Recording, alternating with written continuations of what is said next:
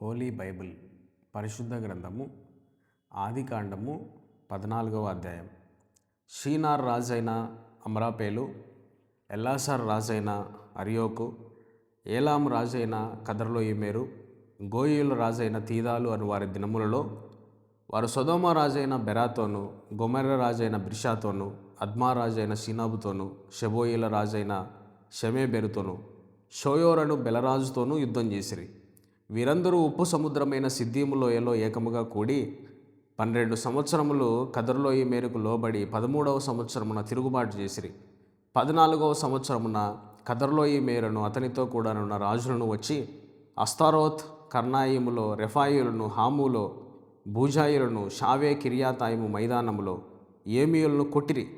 మరియు హోరీయులను అరణ్యము దగ్గరనున్న ఎల్పారాను వరకు తరిమి షేయూరు పర్వత ప్రదేశముల్లో వారిని కొట్టిన తర్వాత తిరిగి కాదేశను ఎన్మిష్పతునకు వచ్చి అమాలేకీయుల దేశమంతటిని హససోన్ తామారులో కాపురమున్న అమోరీయులను కూడా కొట్టిరి.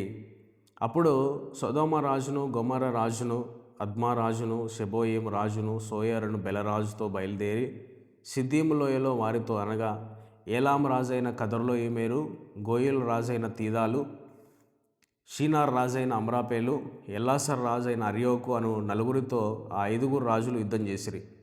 ఆ సిద్దీము లోయలో విస్తారమైన మట్టికీలు గుంటలు ఉండెను. సొదొమ గొమొర్రాల రాజులు పారిపోయి వాటిలో పడిరి. శేషించిన వారు కొండకు పారిపోయిరి. అప్పుడు వారు సొదొమ గొమొర్రాల ఆస్తి యావత్తును, వారి భోజన పదార్థములన్నీ పట్టుకొని పోయిరి. మరియు అబ్రాము సహోదరుని కుమారుడైన లోతు సొదొమలో కాపురం ఉండెను గనుక అతనిని అతని ఆస్తిని పట్టుకొని పోగా తప్పించుకుని ఒకడు వచ్చి హెబ్రీయుడైన అబ్రామునకు ఆ సంగతి తెలిపెను. అప్పుడు అతడు ఎష్కేలు సహోదరుడును ఆనేరు సహోదరుడైన మమ్రేను అమోరీను ఏలేను వనములో కాపురముండెను. వీరు అబ్రాముతో నిబంధన చేసుకుని వారు.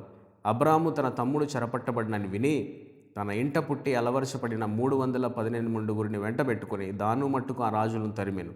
రాత్రివేళ అతడును అతని దాసులను వారికి ఎదురుగా మొనలు తీర్చి వారిని కొట్టి దమస్కునకు ఎడమ తట్టునున్న హోబా మట్టుకు తరిమి ఆస్తి యావత్తు తిరిగి తెచ్చి తన తమ్ముడైన లోతును, అతని ఆస్తిని, స్త్రీలను, ప్రజలను తిరిగి తీసుకుని వచ్చెను. అతడు కదర్లోయిమేరును అతనితో కూడా రాజులను ఓడించి తిరిగి వచ్చినప్పుడు సొదొమ రాజు అతనిని ఎదుర్కొనుటకు రాజులోయను షావేలోయ మట్టుకు బయలుదేరి వచ్చెను. మరియు షాలేము రాజైన మెల్కీసెదెకు రొట్టెను, ద్రాక్షరసమును తీసుకుని వచ్చెను. అతడు సర్వోన్నతుడగు దేవునికి యాజకుడు.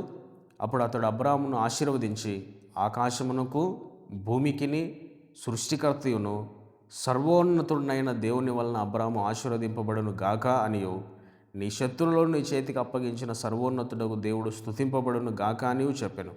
అప్పుడు అతడు అన్నిటిలో అతనికి 10వ వంతు ఇచ్చెను.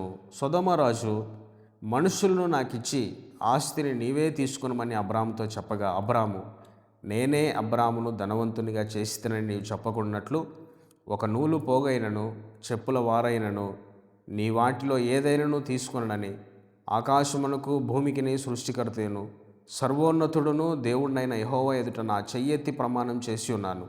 అయితే ఈ పడుచువారు భుజించినది తప్ప నాతో కూడా వచ్చిన ఆనేరు, ఎష్కోలు, మమ్రే అను వారికి ఏ భాగములు రావాలనో ఆయా భాగములు మాత్రం వారిని తీసుకొని నిమ్మని సొదొమ రాజుతో చెప్పెను. Thank you for watching.